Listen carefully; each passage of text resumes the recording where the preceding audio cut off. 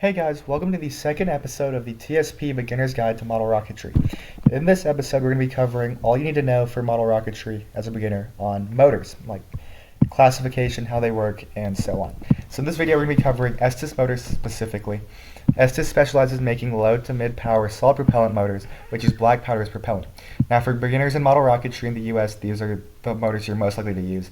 These are really like widespread in the US. In other countries it's a little different because shipping high explosive propellants overseas is pretty difficult. So if you're in the UK, you'll have a different brand and so on. In the US, there are also other brands, but Estes is usually the cheapest and most widespread. You can get these motors at Hobby Lobby and so on. The other ones you need to go to a more specialized retailer. Also, usually other brands the Estes has a monopoly almost on the lower power model rocket class motors. Other brands mostly specialize in higher power motors. But yeah, that's what we're going to be focusing on. So how do they work? Here's my little diagram. Now the first part we're going to be looking at is the motor casing out here. This is a outer tube that holds, I have a cross-section diagram here, that holds all the components of the motor. In this case for Estes, it's made out of thick layered craft paper, which is actually safer, which might be surprising because you might think, oh, it's flammable. But usually it doesn't catch on fire just because of the physics, chemistry behind it, I guess. And also if something were to go wrong and the motor were to blow up, if it were plastic, then it would fracture up and shoot out a bunch of plastic shrapnel and stuff.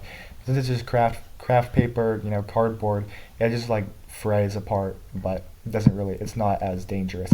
So that's why they use this. But anyways, they come in usually standardized sizes. All motors, they're 13 millimeter, 18, 24, 28 or 29 millimeters. Those are the standardized sizes for the motors, diameter wise. But yeah, that's the casing. The nozzle is the end piece back here. It's made out of a clay substance for Estes, and the nozzle increases pressure, right? Having a small hole here where the gas comes out and this burns.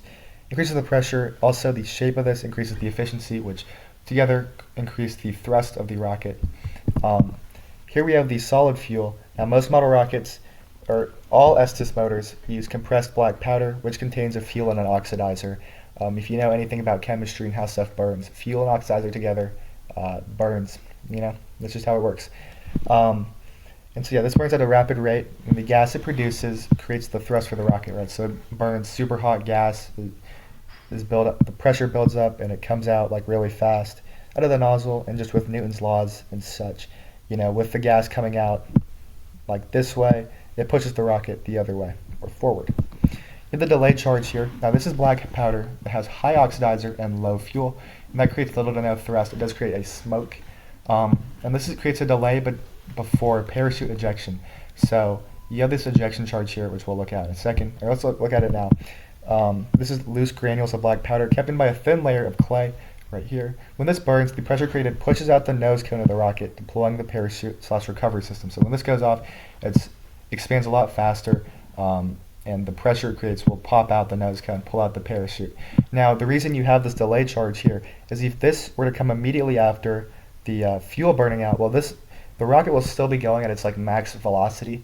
So the ejection, releasing a parachute would mean that the rocket doesn't go to its maximum potential altitude, and also the speed at which it is going at might cause error or failure in recovery deployment. So you want the deployment to be when the rocket's going as slow as possible, which will be at its apogee or peak of flight. Launch control systems here, they'll work in a similar way. You'll have a controller, the one on the left. We'll just have batteries or some source of power. In this case, for this controller specifically, it uses AA's, but some of them use C batteries, LiPos, even a car battery. They all have these wires that connect to alligator clamps, which clamp up onto the igniters here. And then when you press the button, it'll send an electrical current, which will heat up this pyrogenic substance on the tip of the igniter, which will ignite the rocket itself. And yeah, these igniters go up inside through the nozzle of the rocket, and they're held in by these little plugs that the motors come with.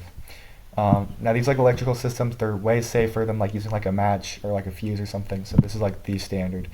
And having a wire is a lot safer because it gives you the distance you need. Um, it puts you and the rocket at a safe distance between each other. Now let's look at motor classification.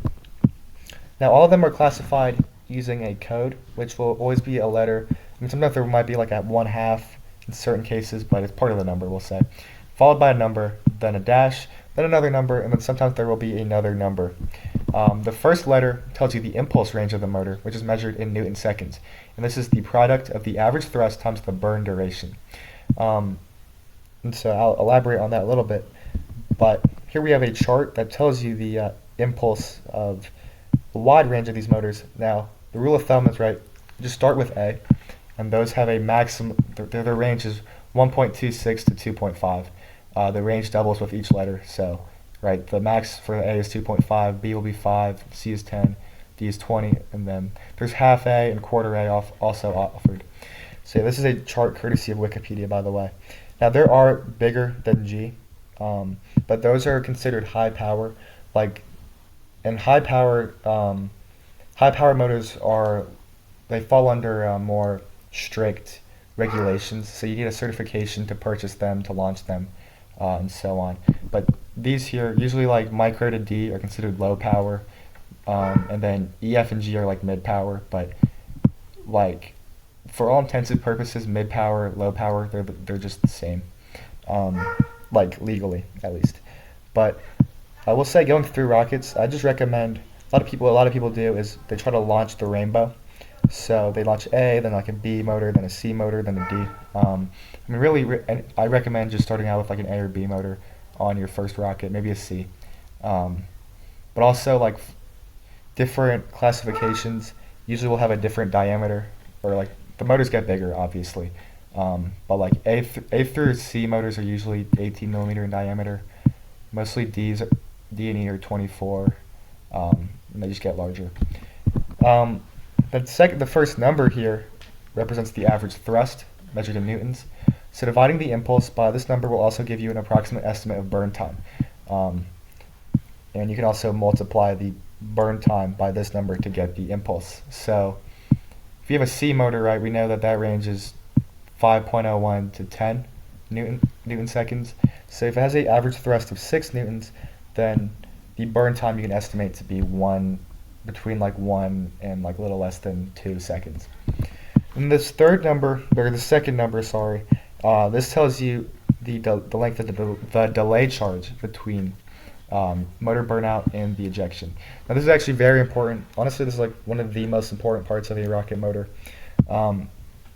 because it tells you, because you want to line this up with like the specs of the rocket itself, so that the ejection comes at the apogee of the rocket. Just the way to know like what delay charge to use. If you have a kit rocket, then it will tell you like what motors you should use. If you use open rocket, or like if you're making your own rocket, then you should design it in open rocket first, and they'll give you like a bunch of like details on like the projected altitude. Also tell you like what the best delay charge is, the delay length is for a rocket. So keep that in mind. Another thing to keep in mind is that there's like a 1 second margin of error. So like this 5 here could really be a 4 second delay, 6 second delay. But usually that number is kind of like negligible. So yeah, just keep it in mind. Finally, the second letter here only appears on occasions, and it kind of has a different meaning depending on the brand. So for Estes motors, the T just means it's tiny. Yeah. And so Estes tiny motors, they're like 13 millimeter diameter ones. Really nothing like much past that. Other brands might indicate fuel mix or color of like the thrust, flame, whatever. So yeah, it just has different meanings, and it just depends on the manufacturer of the motor. And now keep in mind, a rocket, no matter how small, is an explosive. Like there's really very little separating a rocket motor and a pipe bomb. So they can be very dangerous if handled improperly. Even if they are handled properly, they can be dangerous. So always make safety your first priority. That's just always safety first. Like, yeah. And so a couple extra questions. Why is black powder used? Estes uses black powder because they're really easy to mass produce, which makes them more cheap and mass produce and easily accessible, which is why these are like the motors that you see so prevalently for like really entry level, hobby level model rocketry. It's also very easy to make multi-stage rockets with black powder, and I'll like go deeper into that in a further video. So what about bigger rockets? Now, black powder also has its like drawbacks, especially when it gets bigger. It's easier to fracture. So, like black powder motors only really go up to F classification. Going up to mid and high power rockets, you'll see more use of ammonium perchlorate composite propellant (APCP). That right there is redundant. AP composite propellant. But it has more energy. It's a little more complex. It's harder to mass produce, so it's usually more expensive. You usually need to order it or get it from like a specific retailer. But that's like the really only option if you want to use bigger rockets. There are like also like low power APCP motors manufactured by Quest, if that interests you. But APCP is also the same type of fuel used in the space shuttle solid rocket boosters and the SLS ones, and like a bunch of different solid rocket motors used in like NASA and aerospace. So yeah, thank you guys for watching. That should give you a pretty good rundown of everything you need to know about model rocket motors. So if you enjoyed, be sure to like and subscribe, and stay tuned for more.